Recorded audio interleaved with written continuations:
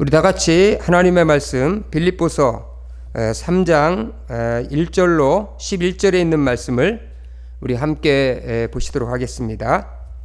하나님의 말씀은 빌립보서 3장 1절로 11절에 있는 말씀 찾으셨으면 우리 다 같이 하나님 말씀을 경외하는 마음을 가지고 받들어서 함께 합독하도록 하겠습니다.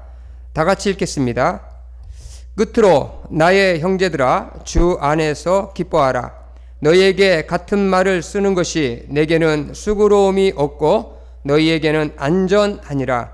개들을 삼가고 행악하는 자들을 삼가고 몸을 상해하는 자들을 삼가라. 하나님의 성령으로 봉사하며 그리스도 예수로 자랑하고 육체를 신뢰하지 않는 우리가 곧 할례파라. 그러나 나도 육체를 신뢰할 만한 일이 누구든지 다른 이가 육체를 신뢰할 것이 있는 줄을 생각하면 나는 더욱 그러하니 나는 8일 만에 할례를 받고 이스라엘 족속이요 베냐민 지파요 히브리인 중에 히브리인이요 율법으로는 바리새인이요 열심으로는 교회를 박해하고 율법의 의로는 흠이 없는 자라. 그러나 무엇이든지 내게 유익하던 것을 내가 그리스도를 위하여 다 해로 여길 뿐더러 또한 모든 것을 해로 여김은 내 주 그리스도 예수를 아는 지식이 가장 고상하기 때문이라. 내가 그를 위하여 모든 것을 잃어버리고 배설물로 여김은 그리스도를 얻고 그 안에서 발견되려 함이니 내가 가진 의는 율법에서 난 것이 아니요 오직 그리스도를 믿음으로 말미암는 것이니 곧 믿음으로 하나님께로부터 난 의라. 내가 그리스도와 그의 부활의 권능과 그 고난의 참여함을 알고자 하여 그의 죽으심을 본받아 어떻게 해서든지 죽은 자 가운데서 부활에 이르려 하노니. 기도하시겠습니다. 살아계신 하나님 아버지, 오늘 부활주일에 주실 이 말씀을 기대합니다. 하나님께서 오늘도 저희들에게 귀한 말씀을 주시고 성령 하나님께서 이 말씀에 기름 부어주시고 이 말씀 속에 감동을 주셔서 하나님 말씀이 우리의 마음판에 잘 박힌 못과 같이 박히어서 우리의 삶에 놀라운 하나님의 말씀의 축복과 능력으로 역사해 주시기를 기도합니다. 오늘도 우리에게 주실 말씀을 기대하면서 우리 주 예수님의 이름으로 감사하며 기도했사옵나이다. 아멘.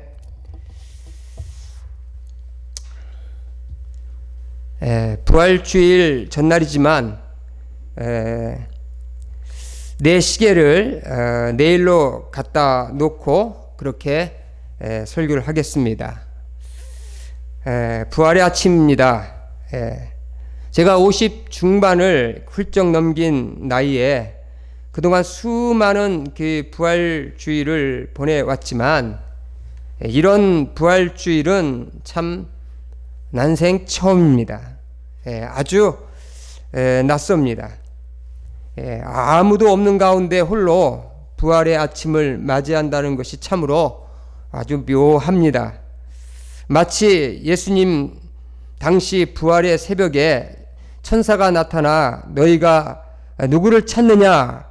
너희가 찾는 예수는 여기 계시지 아니하느니라고 말하는 그런 아주 적막한 그런 분위기입니다. 금방이라도 이 마가의 다락방문을 열고 부활한 주님이 들어오셨던 것 같이 저 예배당 문을 열고 들어오실 것만 같은 그런 분위기입니다. 그러나 저는 오늘 우리 주님께서 우리 모두에게 예전과는 아주 다른 특별한 부활 주일을 허락해 주시기를 기도합니다. 많은 사람들이 부활을 하나의 부활주일 행사 정도로 생각하는 경향이 많습니다. 예수가 역사적으로 부활하셨다는 것을 전하고 참 인식하기에 급급하다는 것을 보게 돼요. 문제는 예수의 부활이 나와 무슨 상관이 있느냐는 것입니다. 예수 부활하셨다. 그래서 그게 나와 무슨 상관이 있느냐는 말입니다. 뭐 so what? 그래서 그게 어쩌란 말이냐죠. 어쩌란 말이냐죠. 오늘 여러분이 맞이하는 그 부활이 여러분에게 무슨 상관이 있느냐란 말입니다. 여러분, 부활이라는 것은 얼마나 참 대단합니까? 부활은 뭐 계란에서 병아리가 부화하는 정도가 아니라는 겁니다. 부활은 죽은 자가 죽음의 힘을 이기고 살아나는 것을 가리켜서 부활이라고 말하는 것입니다. 세상에서 가장 강력한 힘이 있다면 그것은 죽은 자를 다시 살려내는 힘이라고 저는 생각합니다. 코로나로 인해서 수많은 사람들이 죽어나가고 있습니다. 그들에게 소망이 있다면 다시 사는 것입니다. 아멘? 다시 사는 거예요. 사도 바울은 고린도후서에서 죽은 자가 다시 사는 것이 없다면 그리스도도 다시 살지 못하셨고, 그리스도가 다시 살아나지 못하셨다면 우리가 전하는 것도 헛되다고 그렇게 말합니다. 여러분, 부활은 역사적인 사실이며 부활은 죽은 자를 다시 살게 하는 그런 능력입니다. 다시 말하면 부활의 힘으로 한다면 못할 게 없다는 거죠. 부활의 힘으로 산다면 못할 게 없다는 겁니다. 그래서 그 예수님의 그 부활의 힘을 저는 오늘 우리가 우리의 삶으로 가져와야 된다고 저는 믿습니다. 가져와야 된다고 믿습니다. 저는 이 부활의 힘이 오늘 여러분과 저를 살리는 그 역동하는 힘으로 하나님께서 역사해 주시기를 그렇게 축복합니다. 그래서 저는 오늘 빌립보 3장 1절로 11절의 말씀으로 그리스도의 부활이 나의 부활로 라는 제목으로 하나님 말씀을 전하기를 원합니다. 먼저 주님의 부활이 나의 부활이 되려면 오늘 사도 바울은 우리가 먼저 부활의 주님을 만나는 경험을 해야 된다고 그렇게 오늘 본문은 말씀해 주고 있는 것을 보게 돼요. 오늘 본문을 보면 오늘 본문에 나오는 빌립보 교회는 사도 바울이 사랑했던 그러한 교회입니다. 이 빌립보 교회는 이 주의 일에 열심히 있는 그런 교회였어요. 그들은 많은 봉사와 그리고 수고와 섬기는데 아주 탁월했습니다. 그래서 이 빌립보 교회는 아가야에 있는 고린도 교회에게 큰 본이 되었고 선교에도 큰 헌신을 했던 그런 놀라운 그런 교회였어요. 그러나 오늘 본문을 보면 빌립보 교회가 많은 문제를 가지고 있었다는 것을 보게 돼요. 그래서 사도 바울은 빌립보 교회를 향해서 편지를 쓰면서 2절에 이렇게 말하고 있는 것을 보게 돼요. 2절에 보면 개들을 삼가고 행악자들을 삼가고 몸을 상해하는 일을 삼가라, 그렇게 말을 합니다. 다시 말해 개들을 조심하고, 여기서 개들은 이게 멍멍개, 뭐 그런 멍멍개가 아니고 개와 같이 아주 사나운 인간들을 말하는 것입니다. 사나운 인간들. 또한 여기서 악한 일꾼들을 조심하고 그렇게 말하고 있는데, 이들은 악한 의도로 교회에서 일하는 자들을 가리켜서 말하는 거예요. 그리고 또한 여기 몸을 상해하는 손할례자들을 조심하라고 이렇게 경고를 하고 있는데, 사도 바울은 여기 이 할례는 원래 원어에서 이 페리토메라는 이런 단어인데, 이 단어를 이렇게 말을 바꾸어서 비꼬아서 이 카타토메라는 단어로 이게 쓰는 것을 보게 돼요. 이 단어는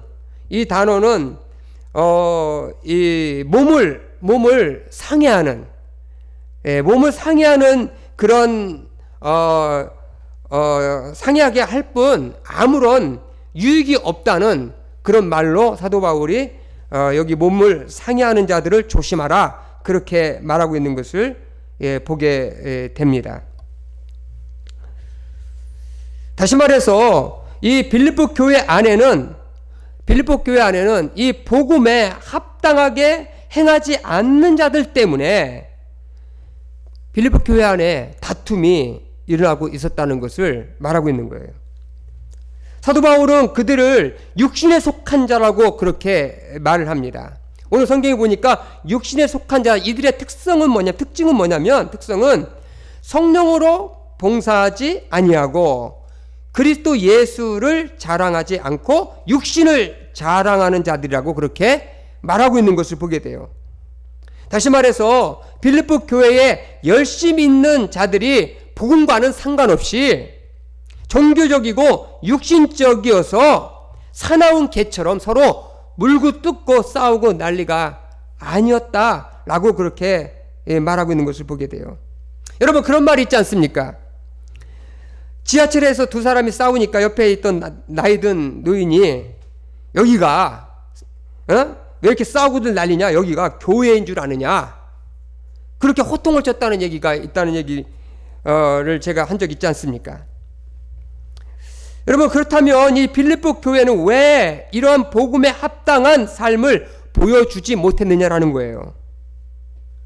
그 이유는 사도 바울에 의하면 부활의 주님을 제대로 만나지 못한 사람들 때문에 일어난 일이라고 그렇게 사도 바울은 말하고 있는 거예요. 오늘 성경을 보면 사도 바울은 자신도 과거에는 부활한 주님을 만나기 전까지는 육신의 자랑과 종교적인 우월성에 사로잡혀서 그렇게 살았다고 사도 바울은 고백합니다. 우리가 잘 아는 대로 사도 바울은 굉장한 스펙을 가지고 있었던 사람입니다. 이 사도 바울에게는 두 가지의 이 특권 의식이 있었어요. 그것은 뭐냐면, 하나는 이게 부모로부터 물려받은 유전적인 특권 의식이 있었고요. 이 유전적인 특권 의식에는 오늘 성경에 보니까 율법에 따라서 8일 만에 그렇게 할례를 받았다 그렇게 말합니다. 여러분, 이 사도 바울이 살던 곳은 소아시아 터키의 이 다소라고 하는 지역에서 사도 바울이 태어났고 자랐어요. 그곳의 이방인 지역에서 사실 8일 만에 그렇게 정확하게 할례를 받는다는 것은 이것은 결코 쉬운 것은 아니라고 생각합니다. 그럼에도 불구하고 사도 바울의 부모는 8일 만에 정확하게 할례를 사도 바울에게 시행했다라는 거죠. 이것이 사도 바울의 굉장한 자랑이었습니다. 굉장한 자랑이었어요.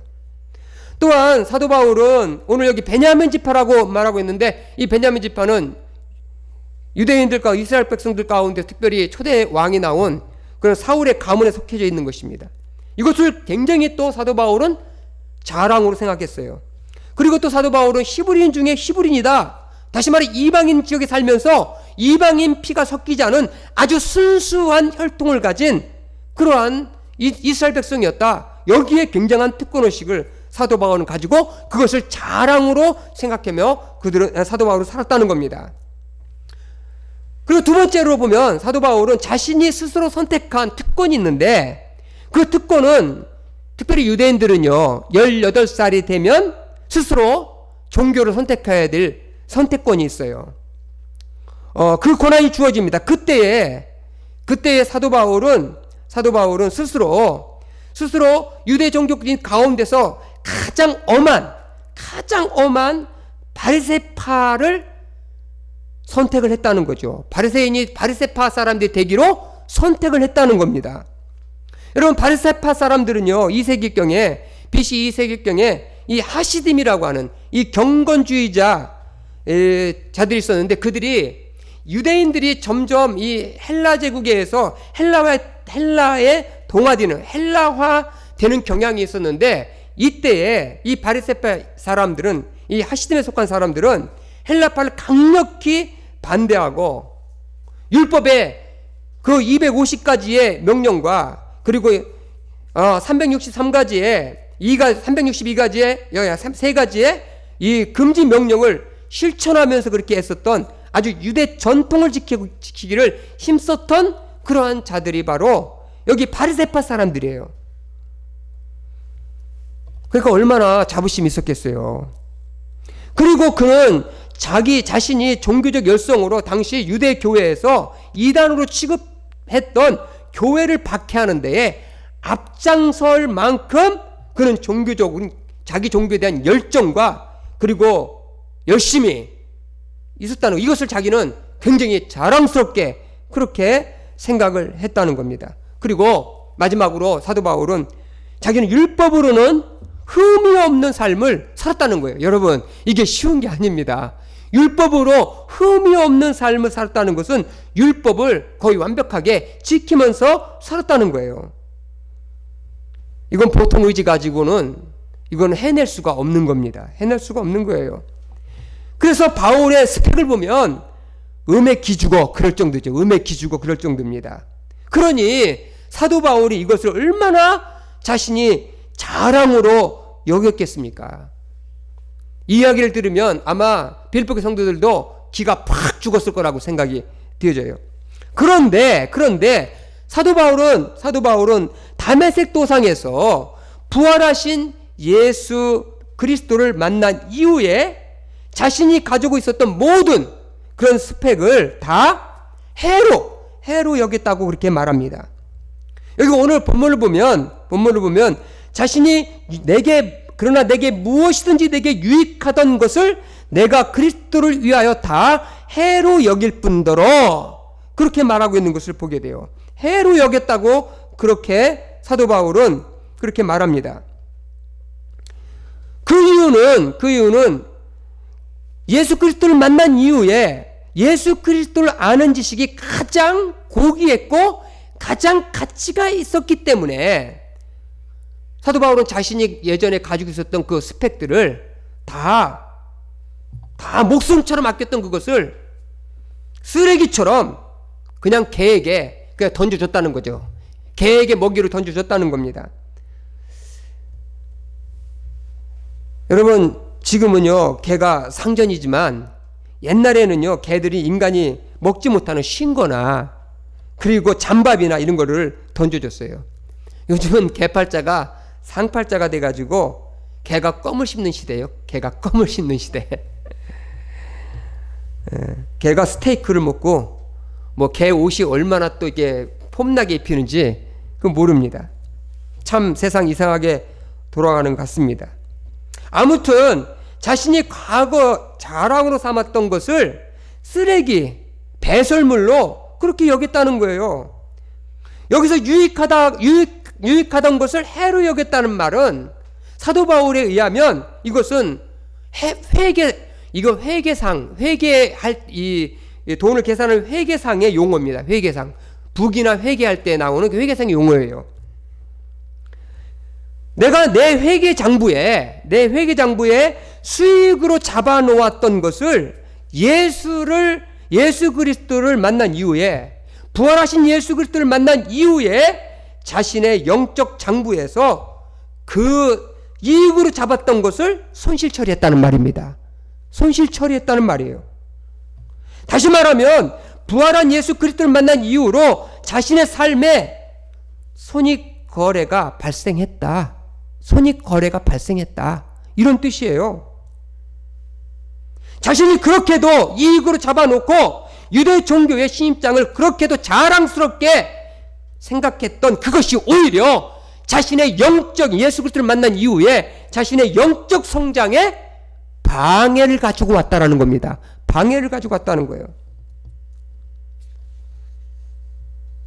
예수 그리스도의 부활한 예수 그리스도를 만난 이후에 완전히 뒤집었다는 겁니다.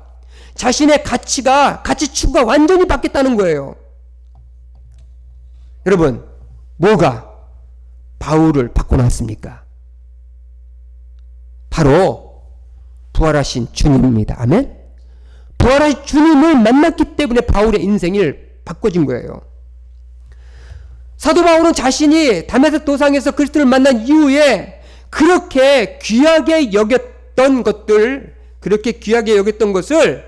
예수 그리스도를 만난 이후에 그걸 다 팽개치고 예수 그리스도를 무엇보다도 가장 귀하게 여겼다라고 그렇게 말합니다. 여기 이렇게 말합니다. 그 7절에 보면은 유익하던 것을 내가 그리스도를 위하여 다 해로 여겼다. 여길 뿐더러 8절에 보면 모든 것을 해로 여김은 그렇게 말하고 있는 것을 보게 돼요. 근데 사도 바울이 사용한 여기 7절에서 여기 여긴다라는 것과 8절에서 여긴다라는 말이 조금 달라요. 7절에서 여긴다라는 말은 언어에 보니까 헤게오마이라는 단어인데 이것은 완료형을 써가지고 사도 바울이 예수 그리스도를 다메스코 당에서 부활하신 주님을 만난 이후에 그때 사도 바울은 완전히 바뀌었다는 겁니다. 완전히 바뀌어서 자기가 그렇게 귀중하게 여겼고 소중하게 여겼던 그것을 배설물처럼 버리고 예수 그리스도를 귀한 것으로 예수 그리스도를 얻었다는 것입니다. 얻었다는 겁니다. 그때부터 사도 바울, 그때의 예수의 사도 바울의 인생이 바뀌었다는 거예요. 근데 오늘 여기 8절을 보면 이렇게 말합니다. 또한 모든 것을 해로 여김은 내 주 그리스도 예수를 아는 지식이 가장 고상하기 때문이다. 그렇게 말하는데 8절에서 말하고 있는 이 여긴다라는 말은 이 헤게우마이라고 해서 현재 완료를 써가지고 그때 다메토상에서 만났던 그 예수 부활의 주님, 그 주님을 만난 이후로 지금까지 쭉 자기 삶에서 그것이 진행되고 자기 삶에 영향을 끼치고 자기 삶에 변화를 주고 있다고 그렇게 말하고 있는 것입니다. 다시 말하면 부활의 주님이 그때뿐만이 아니라 다메스코상에서 만날 뿐만 아니라 오늘 현재에도 부활의 주님이 나의 삶에 깊숙하게 개입하셔서 그분이 역사함으로 나의 삶이 지금 오늘날 이렇게 변화되고 있다고 그렇게 말하고 있는 겁니다. 여러분, 이게 부활의 주님을 제대로 만난 사람의 모습입니다. 아멘? 여러분, 부활의 주님을 만나고 복음의 실제가 되었다면 함부로 살 수 없어요. 육신적으로 살지 못합니다. 여러분, 사도 바울이 이렇게 육신적인 자랑을 완전히 그리스도 안에서 변한 삶으로 살게 된 것은 예수 그리스도, 부활하신 예수 그리스도를 만난 것이 그것이 분명했기 때문인 거예요. 분명했기 때문에. 여러분, 부활의 주님을 만난 사람치고 변화되지 않는 사람이 어디 있습니까? 부활의 주님을 만나고 그리고 아무 일도 없었다? 아니, 부활의 주님을 만나고 그리고 아무 일도 일하지 않았다? 그런 귀신 같은 일은 없다는 겁니다. 그런 귀신 같은 일은 없다는 거예요. 그렇다면 만약에 아무 일도 없었다면 그때 만난 주님은 부활의 주님이 아니고 아마도 귀신일 거예요. 귀신. 귀신을 만났을 거예요. 오늘날 귀신 같은 그리스도인들이 너무 많아요. 귀신 같은 종교들이 많아요. 이 간첩 같은 사람들이 너무 많다는 얘기죠. 여러분, 우리도 우리 인생에 이런 부활의 주님, 부활의 예수 그리스도를 만나야 됩니다. 그렇지 않으면 빌립보 교회처럼 쓸데없는 것 가지고 자랑하고 싸우고 난리라는 거예요. 우리 아버지처럼, 우리 아버지는 맨날 평생 제가 6.25 참전용사 돌아가시 전까지 참전용사 배지 달고 거기에 빠져가지고 평생 그렇게 자랑거리를 가지고 사셨어요.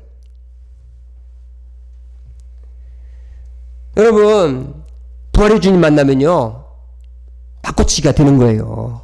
아멘? 과거의 삶이 완전히 바꿔치기가 되는 겁니다. 그게 부활의 능력이에요. 아멘?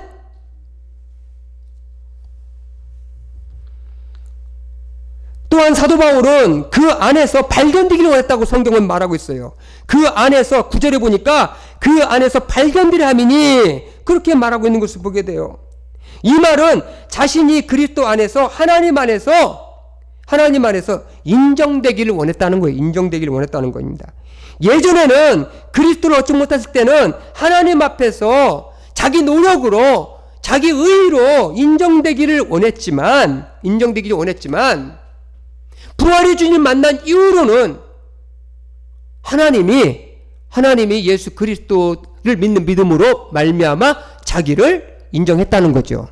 그 하나님으로부터 인정받는 것은 자기 노력이 아니고 행위가 아니고 오직 예수 그리스도의 은혜였다. 아멘? 그것을 알기를 원했다는 겁니다. 그렇게 발견되기를 원했다는 거예요. 여러분, 우리도 하나님 앞에서 발견되기를 원합니다. 하나님 앞에 인정되기를 원합니다.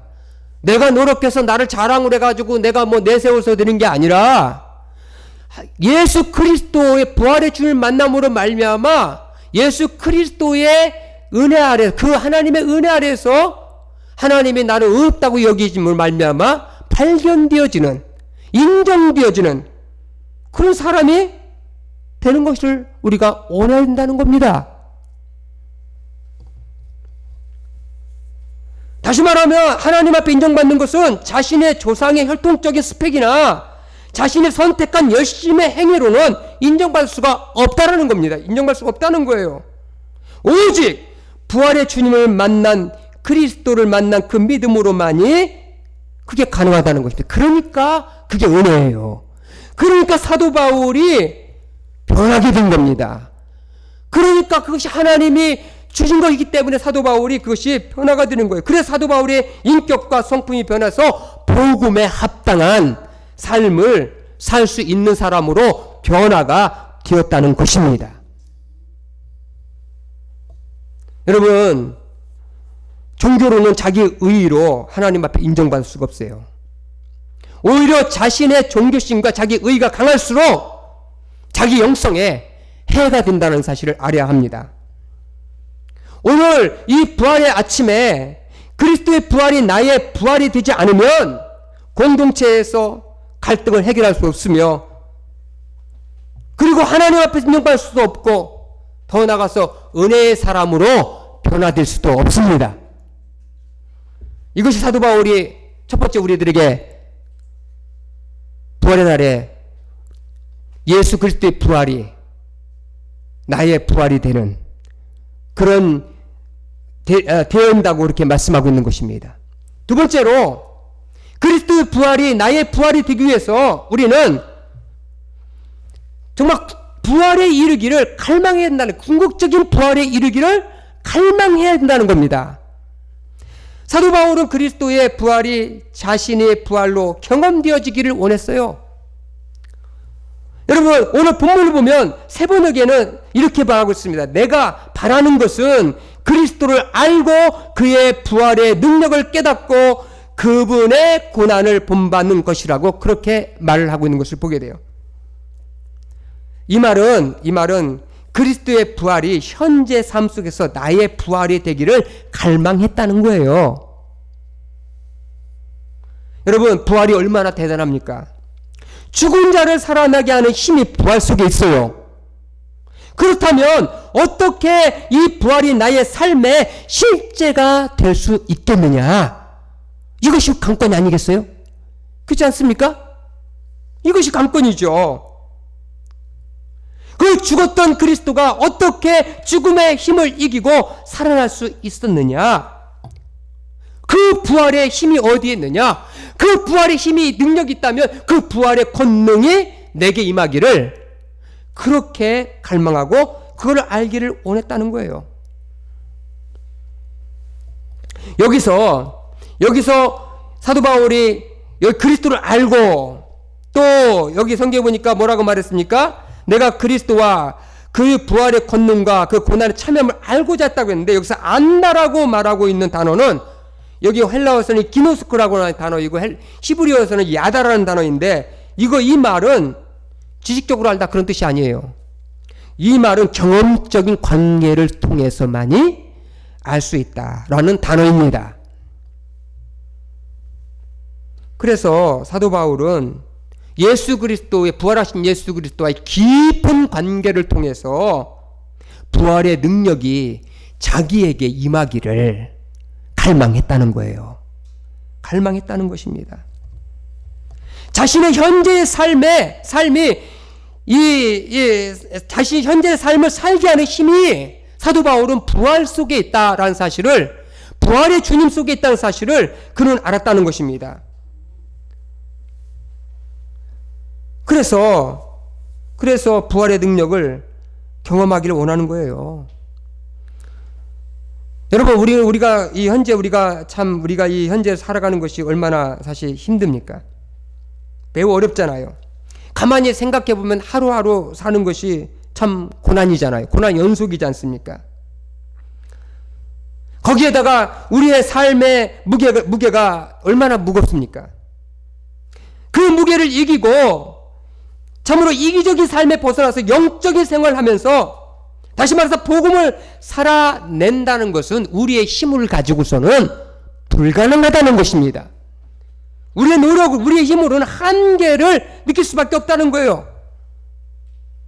제가 설교를 준비하면서 꼬박 이틀을 준비하면서 정말 인간의 한계를 느껴요. 한계를 느낍니다. 한계를 느껴요. 그러나 나는 할 수 없지만 죽음의 권세를 깨뜨리고 부활하신 예수 그리스도의 부활의 능력을 경험할 때에, 그 부활의 능력을 내 것으로 가져올 때에, 그때에 나는 일어설 수 있습니다. 나는 그것을 감당해낼 수가 있고 그것을 이뤄갈 수 있다는 거예요. 그래서 부활을 갈망하는 삶을 살아가야 된다는 겁니다.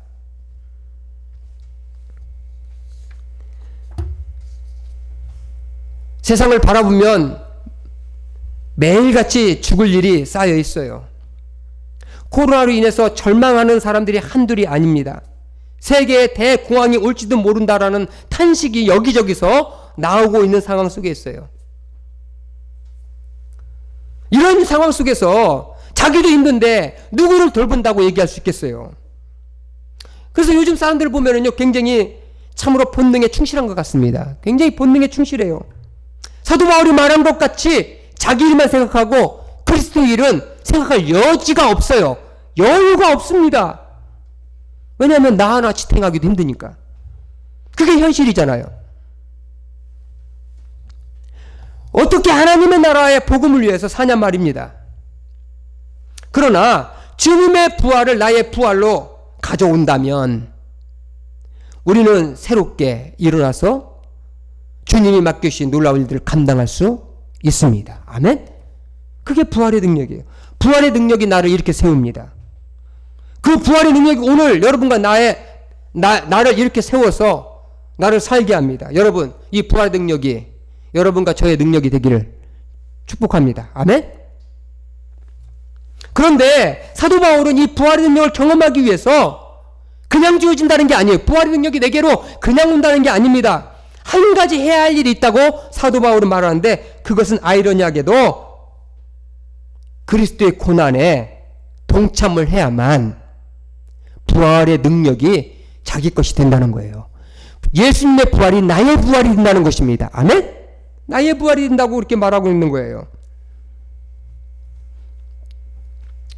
여기서 사도 바울이 말하는 이 고난의 참여함을 알기를 원했다, 알려 하여 라는 말은, 여기서 고난에 참여한다는 말은 다른 말이 말하면 예수 그리스도와 함께 죽는다는 뜻입니다. 예수 그리스도와 함께 죽는다는 거예요. 예수 그리스도와 함께 죽고 예수 그리스도와 함께 살 때에 부활의 삶이 우리의 삶의 실제가 된다는 거예요. 그런데 어떻게 죽느냐 말이죠. 여러분, 우리가 부활의 능력을 경험하기 위해서라면, 여러분, 우리는 예수 그리스도의 십자가 앞에, 우리는 그 십자가 앞에 서야 합니다. 십자가 앞에 서지 않으면 우리는 죽을 수도 없을 뿐더러 우리는 사는 것도 할 수가 없어요. 그러면 예수 그리스도의 부활의 능력을 내게로 가져올 수가 없습니다. 내게로 가져올 수가 없어요. 여러분, 한번 복음 앞에 한번 서보시기 바랍니다. 자신의 과거의 죄를 드러내놓고 십자가 앞에 선다는 것 자체가 정말 죽음이에요. 죽음. 그 죽음입니다. 여러분, 이번 N번방 사건을 통해서 연루된 26만 명의 사람들이 자신의 이름이 공개될까봐 굉장히 전전긍긍하고 있지 않습니까? 만약 그런 사람들 가운데 그리스도인이 있다면 자신이 주님 앞에 자신의 죄를 그렇게 드러내놓고, 아마 가족 앞에 드러내놓고, 아마 회사 앞에 내놓고, 내가 그런 방에 들어가서 그런 짓을 했습니다라고 그렇게 고백한다는 것은 그것은 고난이죠. 그건 죽음이죠. 그렇지 않습니까? 여러분, 그런 과정이 있을 때에, 다시 말하면 그리스도의 고난에 참여하는 것을 알고자 할 때에 그 고난의 의미 속에 내가 예수와 함께 십자가에서 나의 죄에 대해서 함께 죽는다는 사실이 무엇인지를 알 때에 예수님의 부활이 나의 부활로 가져오는 역사가 있다는 사실을 사도 바울은 오늘 우리에게 말하고 있는 것입니다. 정말 제가 다시 복음 앞에 설 때에 그동안 제가 육신적으로 살아온 나의 삶을 참 공개적으로 십자가 못 박을 때에 정말 그것은 결코 쉬운 문제가 결코 아니었습니다. 그것은 고난의 문제였어요. 굉장히 힘든 문제였습니다. 그러나 그 십자가 앞에 고난을 참여했을 때에 부활의 영광을 보게 됐다는 겁니다. 제가 여러분 잘 알듯이 이 공황장애에서 3년간 죽지 못해 사는 시간이 있었어요. 그 시간을 그 힘을 이기고 다시 일어설 수 있게 한 것이 바로 예수 그리스도의 고난에 참여하는 것이 무엇인지를 알았을 때, 그리고 그 고난 예수님과 함께 내가 죽었다는 사실이 실제가 되었을 때, 그때에 나는 죽고 그 속에서 예수 그리스도의 부활의 힘으로 나는 새롭게 태어나는 그러한 은혜의 시간을 갖게 되었다는 것입니다. 여러분, 이 부활의 능력이 나의 부활의 능력이 되기 위해서 우리는 우리 자신의 죄를 드러내는 고난에 참여하는 시간이 필요하다는 거예요. 이런 시간 없이 인생은 변화되지 않습니다. 이런 시간 없이 주님의 부활은 나의 부활로 다가오지를 않습니다.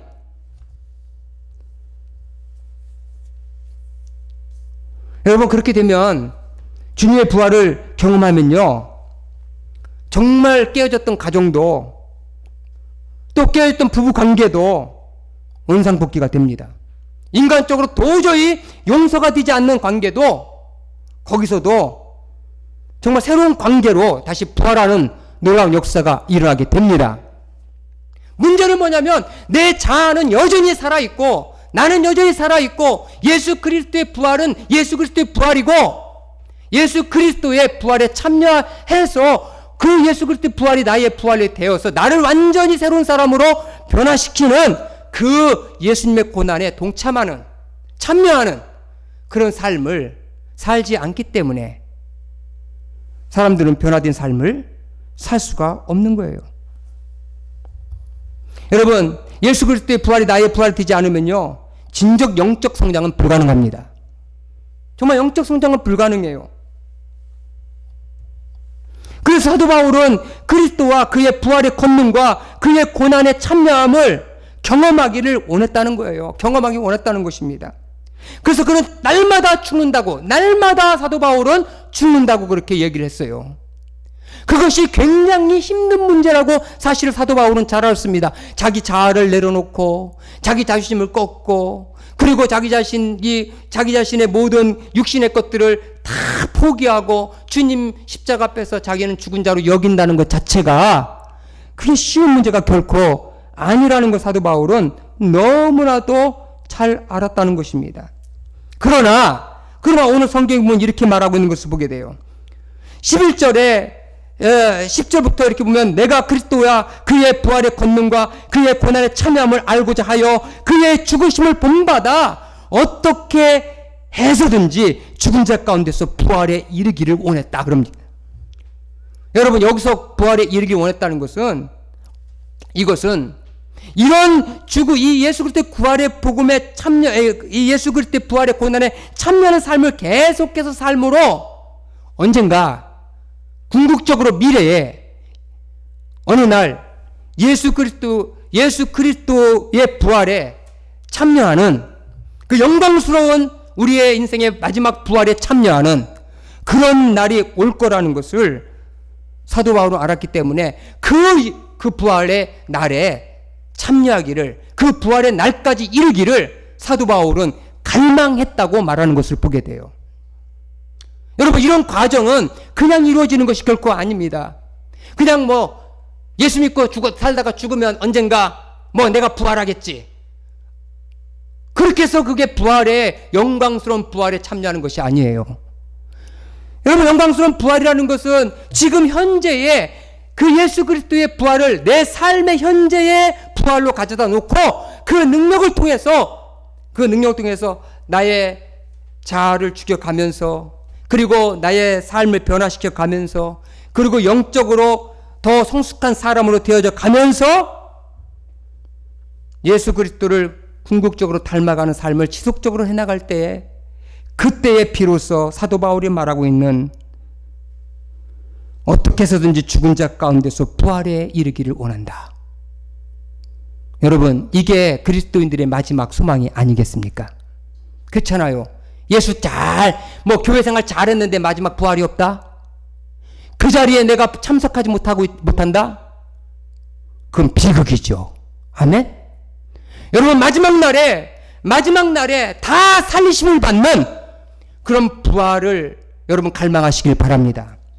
그 부활을 소망하시길 바랍니다. 그렇게 되려면 어떻게 해서든지 예수 그리스도와 그의 부활의 권능과 그의 고난에 참여해야 한다는 것이 무엇인지를 알기를 갈망해야 된다는 거예요. 그런 신앙, 그런 믿음이 없이 어떻게 그 영광스러운 부활의 날을 기대할 수가 있겠습니까?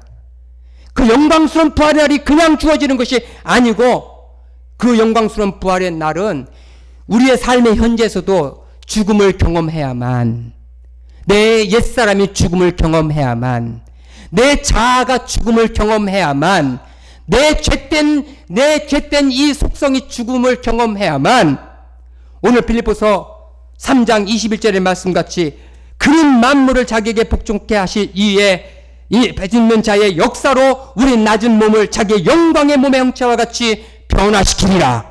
아멘. 그날을 우리가 바라보길 원한다면 오늘 예수 그리스도의 부활을 오늘 나의 부활로 가져다 놓고 부활의 권능과 그 부활에 참여하기 위해서 고난의 대가를 지불할 수 있는 하나님의 성도들 다 되시기를 주님의 이름으로 축복합니다. 기도하겠습니다. 살아계신 하나님 아버지, 감사합니다.